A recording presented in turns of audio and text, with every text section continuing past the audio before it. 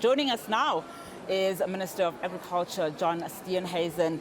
Minister, a very good afternoon to you. I know that it has been a busy period for not only yourself, but I'm sure President Cyril Ramaphosa too. Let's talk firstly about the adoption of the declaration. I mean, that came as a surprise, first day of the G20 Leaders Summit. Your impressions? Well, I think it's a reflection of the broad consensus that has existed on many of the issues that we've been discussing over the year of South Africa's presidency, and the fact that there's large global consensus that these are important issues that need to be on the global agenda. And I think it's been very good. It's obviously been a difficult year, given the experiences we've had with some of the countries, but the broad consensus from today's meeting, I think it's a huge achievement for the President and the government that he was able to get this declaration done. Now, one of the key issues within the priorities for South Africa during the course of this, presidency was food systems. Looking at just skimming through, the declaration itself, the 30-page document, your issues feature quite prominently. I think you said 5 pages. Let's talk about food security and just some of the issues that have been adopted there. I know that you've also been having bilateral meetings on the sidelines too.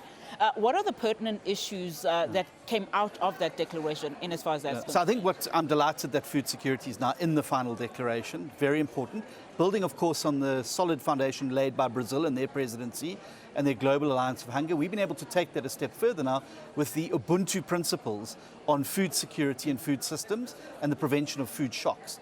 These have been very important discussions that have taken place throughout the year about how we as governments can work together to improve food security, access to good nutritious food, but also how we can prevent some of the disparities that we've seen happen around the world with some countries that have huge surpluses of agricultural goods, others that don't have enough. And then, of course, how we avoid the impact of price shocks. You saw what the war in Ukraine did to the grain price, fertilizer prices, and these price shocks, the Ubuntu principles have got some balancing measures to ensure that we protect our citizens from some of these more nefarious consequences. And then, of course, there's been the opportunity to do business. We signed an MOU yesterday with Vietnam on agriculture, just 3 weeks after the state visit there by the President and the team.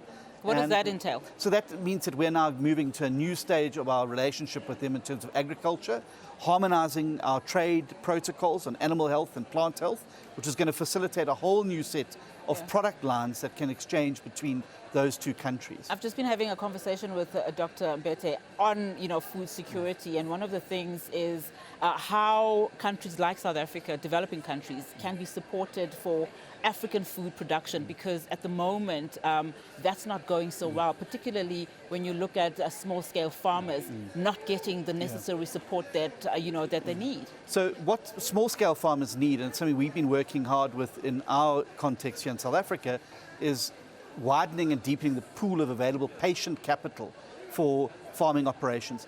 Farming operations are very capital intensive up front. Your seed costs, your planting costs, your fertilizer costs, and often this is prohibitive for smaller scale farmers. What we've been working through is models about how we can improve and deepen patient capital that has a longer term view in agriculture on repayment. We already have a blended finance scheme with the Land Bank. We want to extend that, which helps cushion that cost.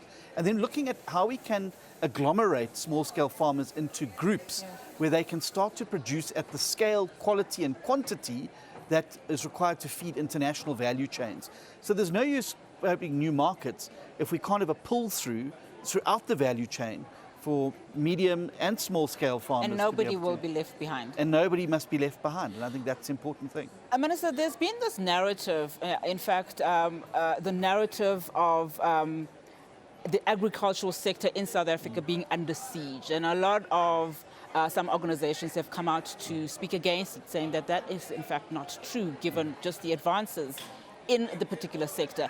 What can we make about that particular narrative? Well, look, I think first of all, agricultural exports have gone up 10% year on year this year, despite the challenges we've had with the US tariffs. There are challenges, like every other sector.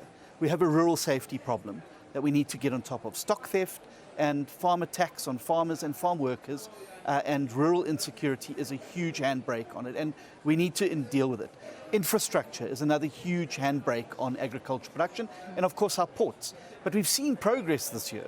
Our citrus production and export has been much smoother and better than it's been in previous years. So I think what you're seeing is a government that's getting serious now about dealing with these problems. It's no use sitting complaining about these things and throwing stones. We all have to muck in now as South Africans, take hands and deal with these problems. It's going to require reforms, it's going to take some tough decisions, but I fundamentally believe that if we work together, we can overcome these obstacles, we can overcome these challenges, and we can start to see agriculture really shooting the lights out in a massive way.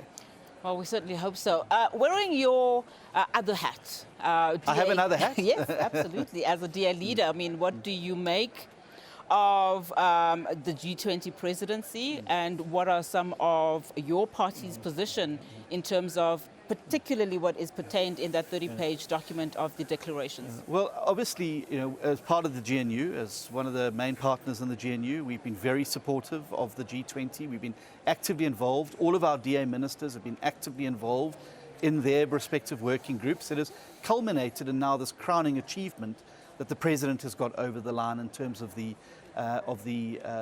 declaration. I think what it shows you, there's a government at work. A government that's serious about getting the economy moving, a government that's serious about South Africa's place in the world, and a government that is actually serious about meeting its commitments that it made at the last election and after the formation of the GNU to grow the economy, to create jobs, to reduce poverty and the cost of living. And I think everything that the G20 is on that declaration fits and perfectly segues into those objectives as well. And Minister, as we wrap up our conversation, having said what you've just said in terms of this being a government at work, help us place where your position as the DA is in as far as the narrative that we are hearing from the US, which is why they're not present here today in terms of South Africa doing very bad things, and South Africa pushing an agenda that they don't necessarily want. They don't agree with solidarity. They don't agree necessarily with equity and equality.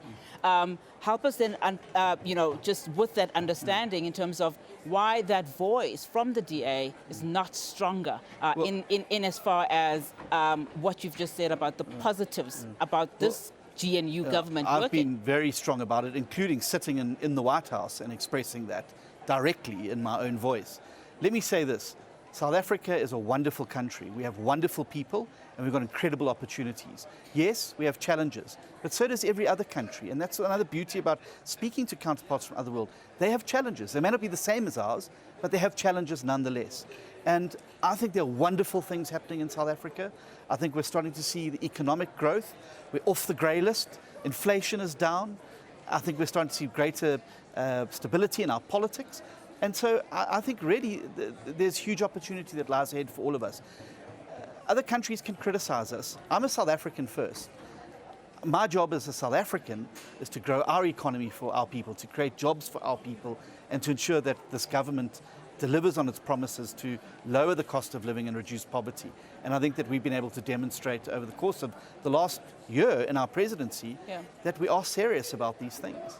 How important, as we wrap up, back to your agricultural hat, is it important for Africa to seize this moment, given the geopolitical uncertainty, and given what we're seeing in terms of how countries that are not necessarily here today have not been able to support some of the African agenda? How important is it for South Africa now to take the baton and actually gear the African continent in some of the declarations? Well, look, I think we've got to completely dispel the Afro-skepticism that happens, which means we've also got to take some responsibility on the continent.